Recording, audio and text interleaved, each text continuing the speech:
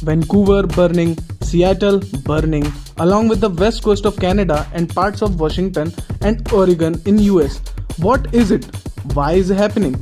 Well, it's very much of a buzzword now. Climate change.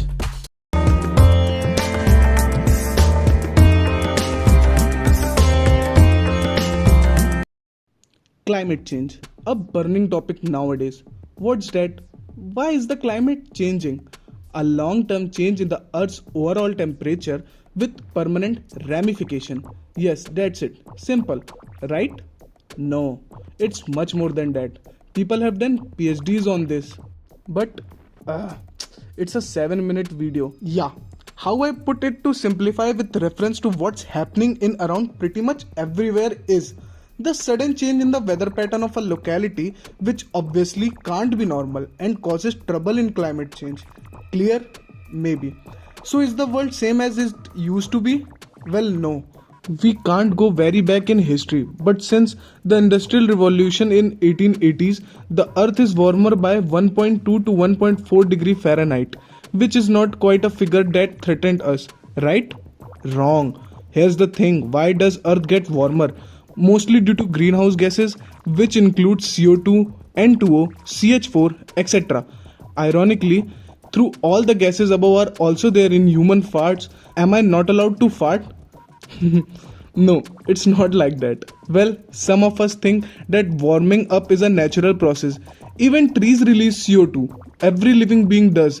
That causing the global warming, isn't it? Well, again, no. Scientifically, the changes, if natural, are caused by Earth's orbital variation. Now, what's that? Yeah. So, in simple terms, we all know or will know now that Earth is having a tilted axis at 23.5 degree, but it changes between 22 to 24.5 degree.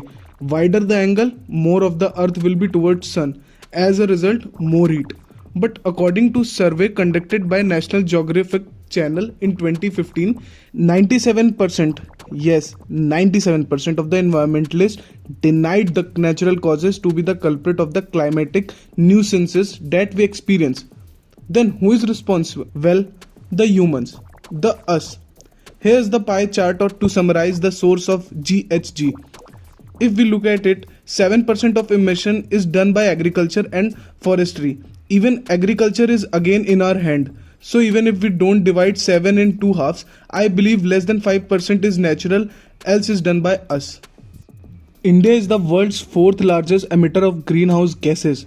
The collection of gases including CO2 which cause climate change. While India will need to address these challenges of global coordination, according to one estimate, 68% of Indian greenhouse gas emission come from energy production, which remains largely reliant on coal power plants. The government is trying to wean off coal by investing significantly in renewable energy.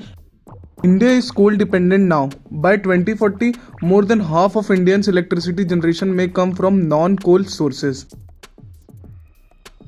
Let's talk about climate change impact.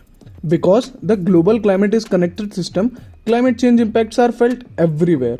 Among the most important climate change impacts are melting of ice, heat waves and droughts, changing ecosystems, reduced food security.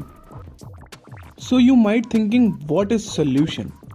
The INDC has set a target of 175 gigawatts of renewable energy by the year 2030. On the strength of the outstanding success of the National Solar Mission, it is reported that this capacity may well be achieved in 10 years in advance. The government may raise India's target to 227 gigawatts for 2030. India is also committed to not building any new thermal plants, which are not of the most efficient ultra supercritical category. As of November 2020, India had 90.39 gigawatts of renewable energy capacity, including 36.91 gigawatts from solar and 38.43 gigawatts from wind power. India is the only country among the G20 countries which is on track to achieve its target under the Paris Agreement. So these are some of government policies. Individuals can make a difference too through the choices we make every day in life. So that's for today's video. Hope you like the video. If you like the video, please hit the like button and share with your friends and families.